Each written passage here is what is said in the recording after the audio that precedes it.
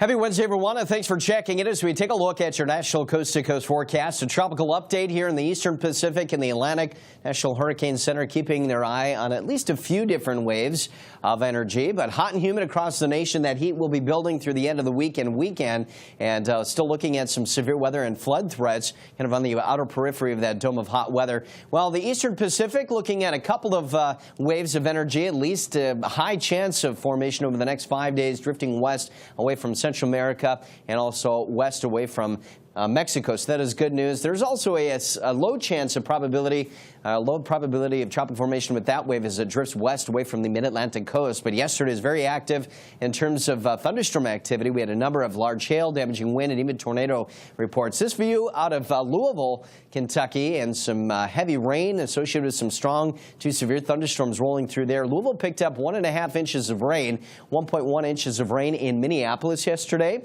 and we still do have some flood watches down into the Commonwealth of Kentucky, where maybe an additional 1 to 2 inches of rain can't be ruled out. Also looking at some heavy rain to develop across the high plains in the upper Mississippi Valley over the next few days there. But the heat is building in the southwest. Heat advisories have been expanded north to include Kansas City and St. Louis.